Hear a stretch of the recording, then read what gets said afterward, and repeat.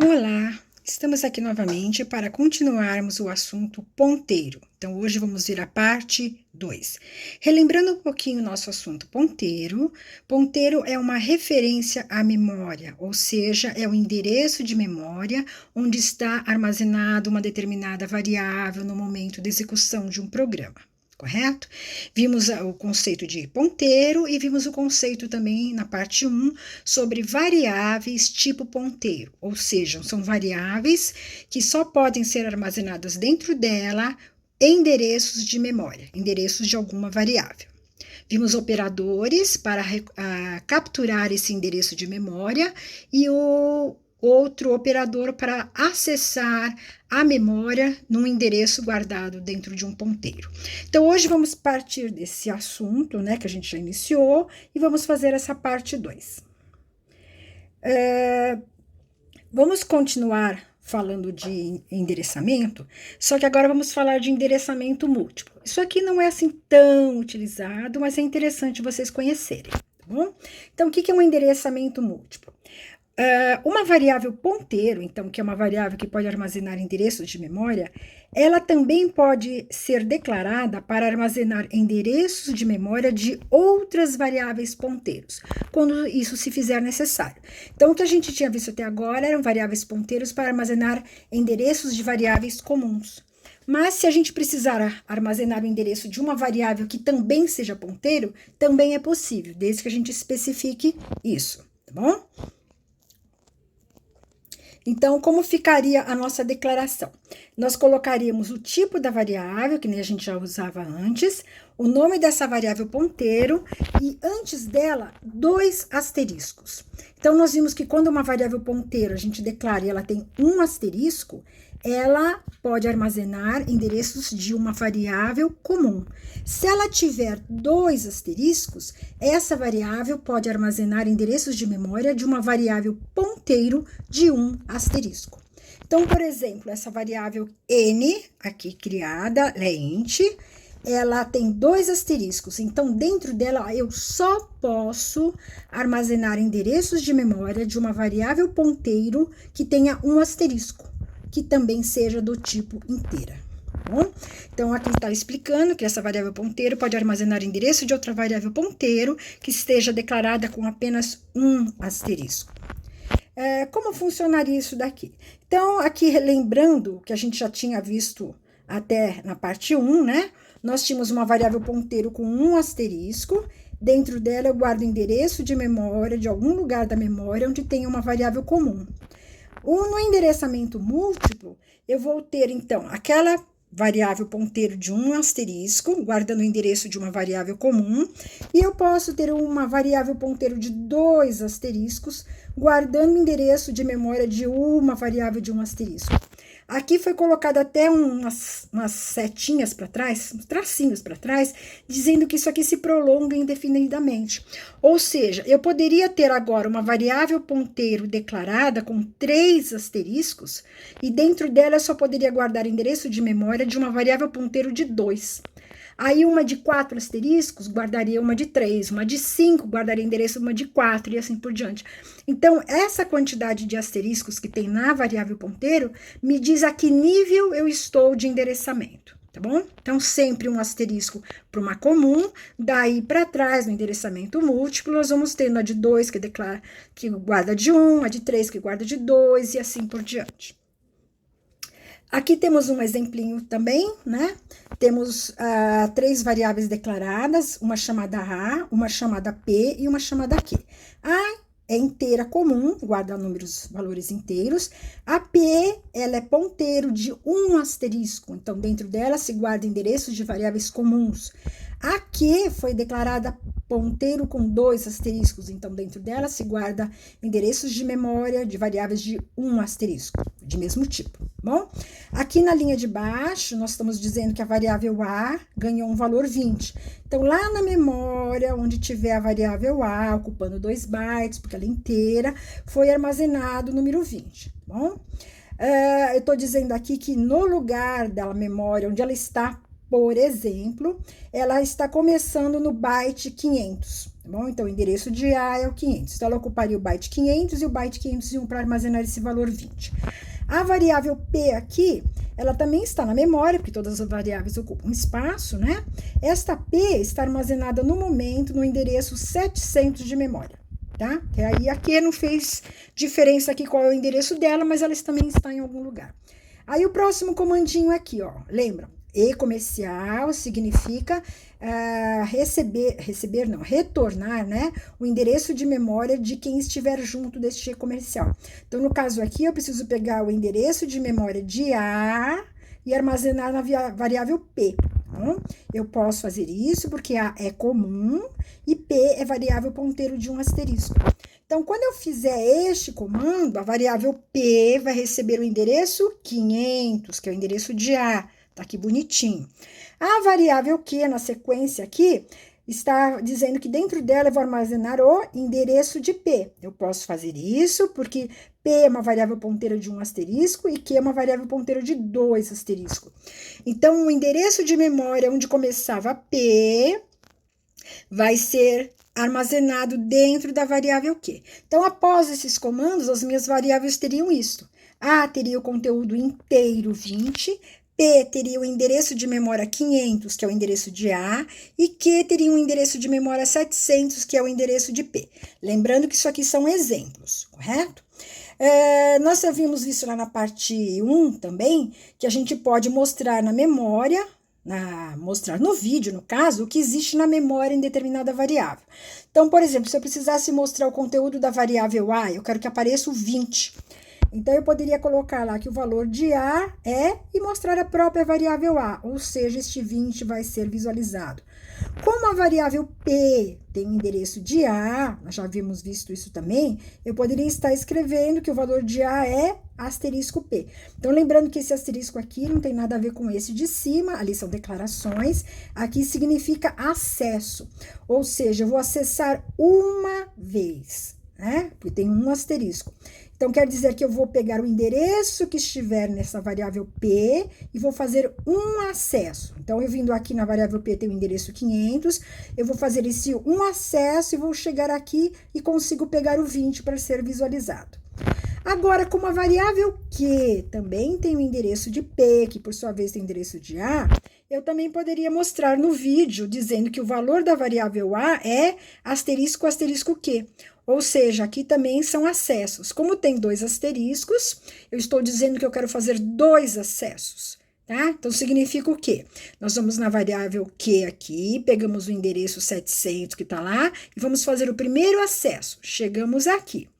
Aí, dentro deste lugar, temos um outro endereço, que no caso é um 500, vamos fazer o segundo acesso. E chegamos aqui no 20, que vai ser visualizado. Então, aquilo que eu falei lá atrás, se a gente tivesse uma variável ponteiro de 3 asteriscos, que, por exemplo, poderia ter esse endereço da variável Q, né, guardada dentro dela, para mostrar o valor de A, eu colocaria 3 asteriscos naquela variável. Ou seja, eu iria fazer 3 acessos, eu acessaria a primeira vez aquela variável, depois essa variável e chegaria no valor de A, tá? Então, aqui, os asteriscos me diz quantas vezes eu faço acesso à memória. Tudo bem? Então, aqui é mais para a gente saber que existe o endereçamento múltiplo. Ele não é assim tão usado, mas pode se usar, certo? Vamos falar de outro assunto agora, que são os ponteiros relacionados com vetores. Então, até então, nós tínhamos visto ponteiros sempre com variáveis comuns, né? Uma int, uma float, guardando o enderecinho dela, acessando e tudo bem. Mas e se a gente tiver um vetor? Quer dizer, eu quero guardar o endereço desse vetor. Como funciona isso? Vamos ver isso daqui agora.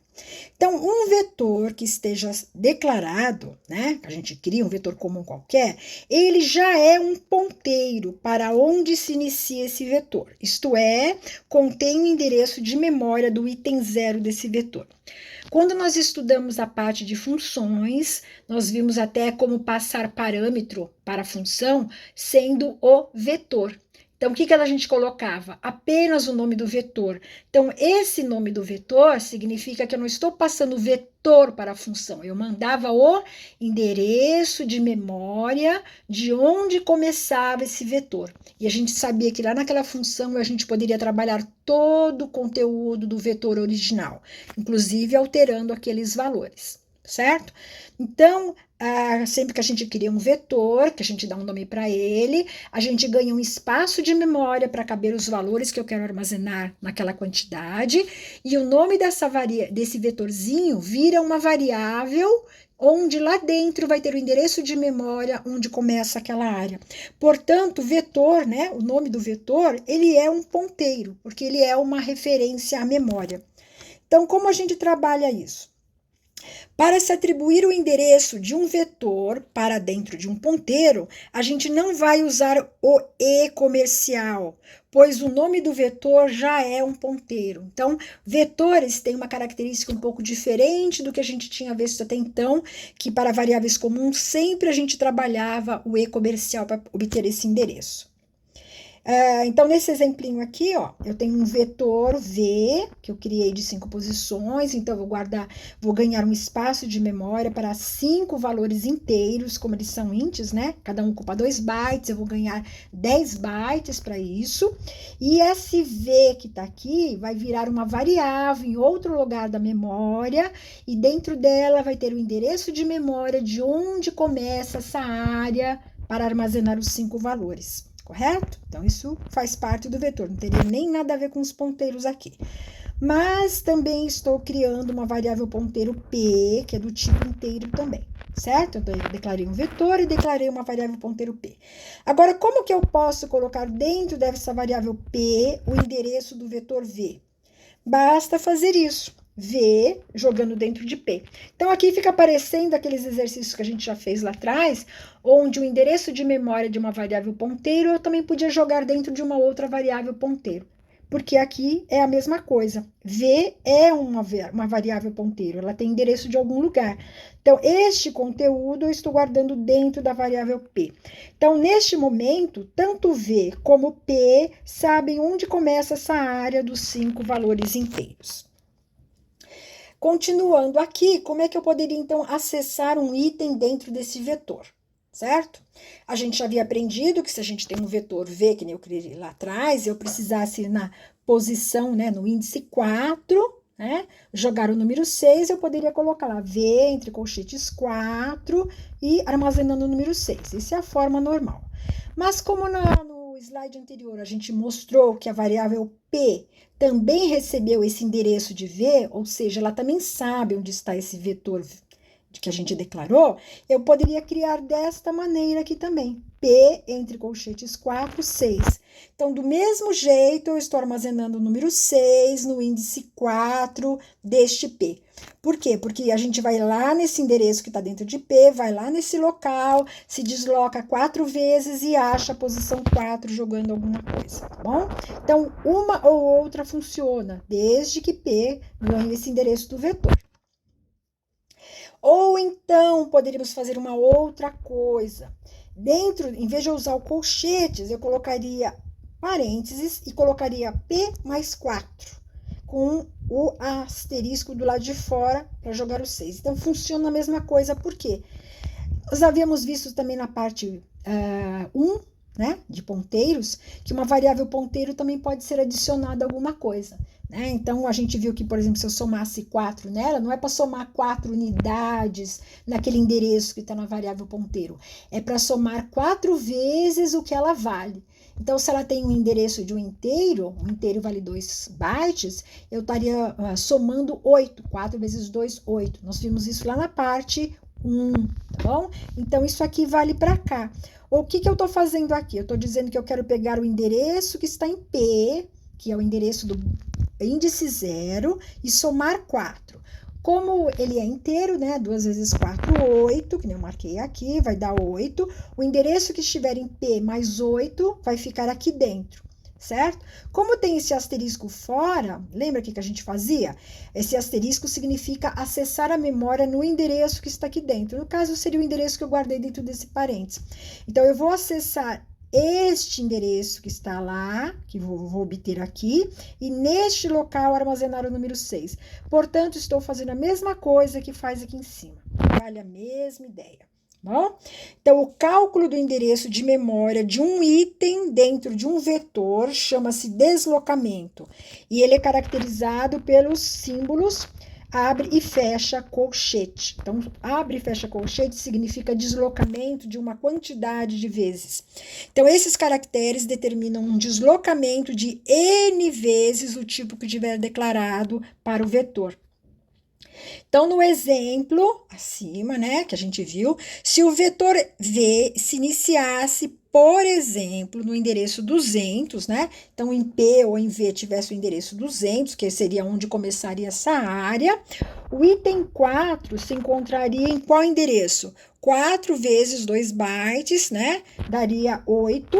Eu pegaria esse endereço 200 mais 8, eu chegaria no byte 208. Então, se eu acessasse o endereço 208, eu posso jogar o 6, porque com certeza no byte 208 e 209 é o índice 4 do meu vetor. Correto? Então, são 3 formas diferentes aqui que ficou para se trabalhar. Esse é um assunto até bem interessante para a gente estudar um pouco mais.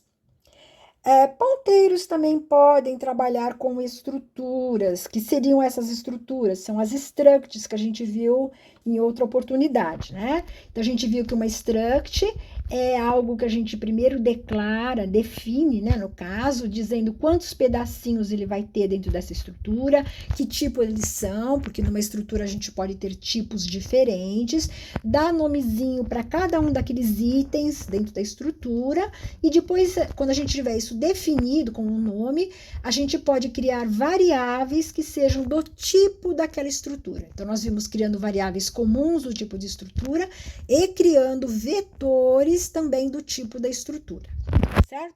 Então, como funcionaria ponteiros com estruturas? As variáveis ponteiros também podem armazenar endereços de estruturas, das structs, e serem utilizadas para acessar seus elementos como se fossem as variáveis. Correto? Então, vamos ver esse exemplo aqui. Se a gente tivesse uma struct empregado, é o nome de batismo da minha struct, eu disse que dentro dela tem 3 pedacinhos. Tem o código do empregado, com 2 bytes, tem o nome dele, né, 30 char, 30 caracteres, e mais a função desse empregado, 15 char. Então, qualquer variável que eu vier a criar do tipo struct empregado, dentro dela vai ter 3 pedacinhos, né? Aqui eu teria 30 bytes, mais 15, 45, mais 2 do inteiro, 47 bytes. Qualquer variável tipo struct empregado tem 47 bytes divididos em 3 pedaços. Um pedaço de 2, mais um pedaço de 30 e mais um pedaço de 15. Fechando a chave aqui, eu aproveitei e declarei uma variável emp, que era do tipo struct empregado, ou seja, dentro dela vai ter esses 3 pedacinhos. Ela ocupa os 47 bytes. Então, estou declarando a variável emp do tipo struct empregado, certo? Se eu precisasse colocar algo lá dentro dessa variável, então, no caso, eu estou declarando para uma pessoa, um empregado, né?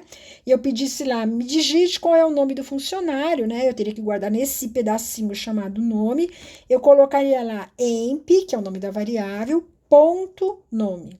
Então, o que fosse digitado seria armazenado naqueles 30 bytes que ocupam um pedacinho lá. Ou seja, seria pulado primeiro aqueles 2 bytes e nos próximos 30 seria armazenado o que fosse digitado, correto? Então, a variável ponto alguma coisa.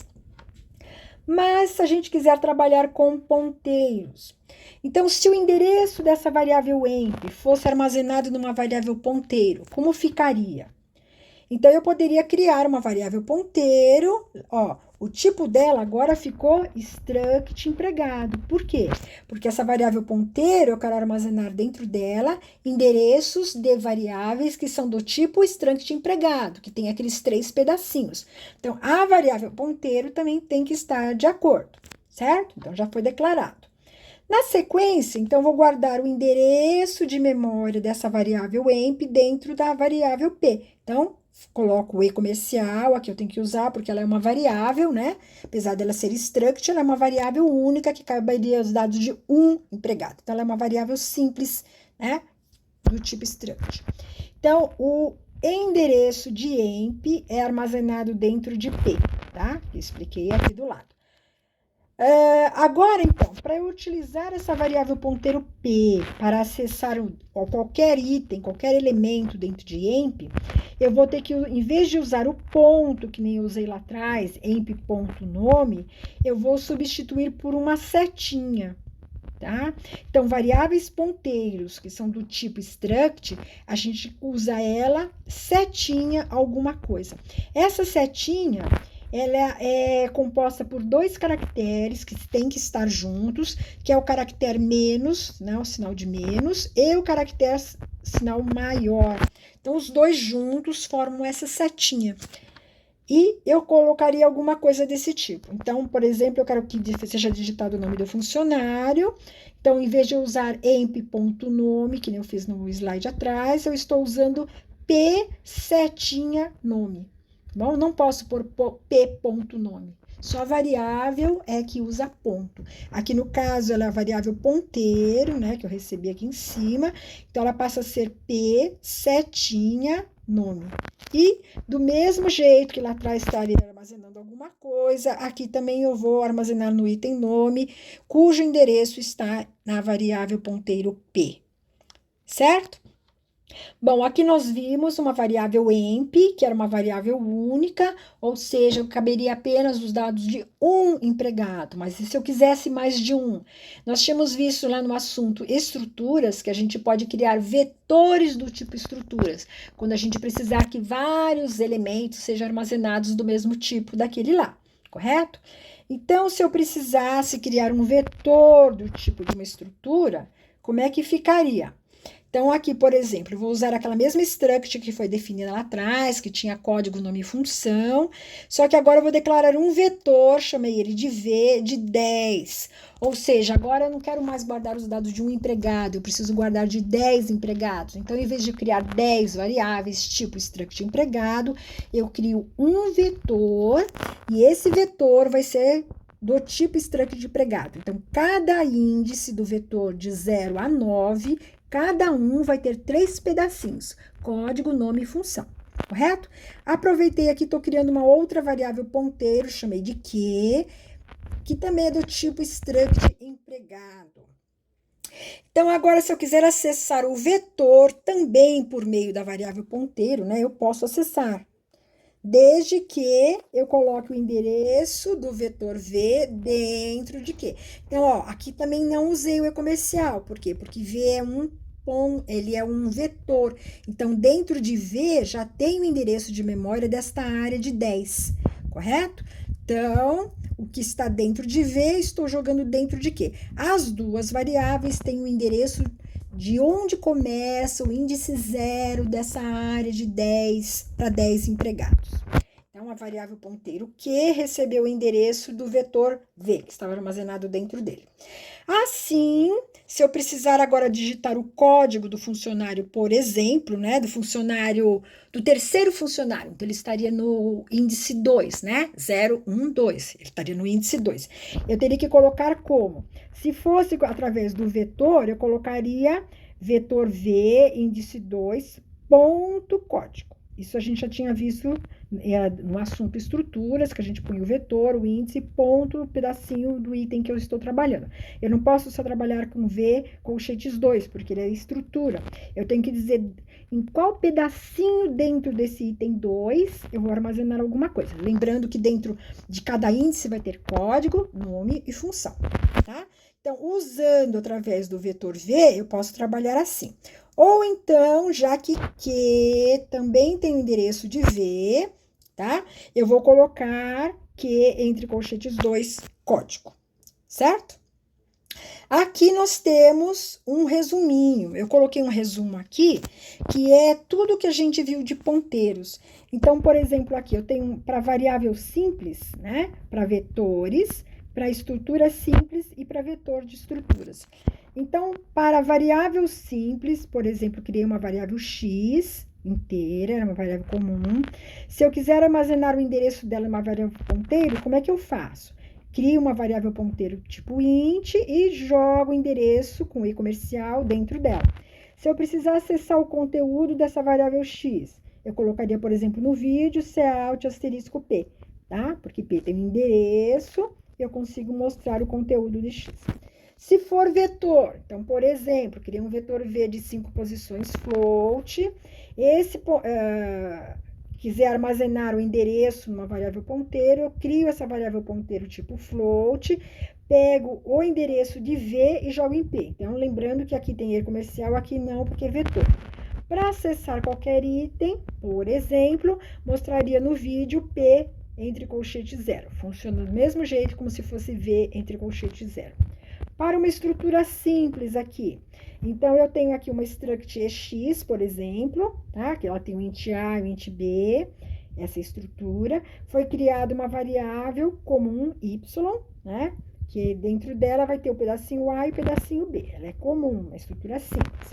Se eu precisar armazenar o endereço de y numa variável ponteiro, então crio a variável ponteiro do tipo struct EX, uso o e comercial nessa variável e jogo dentro de P.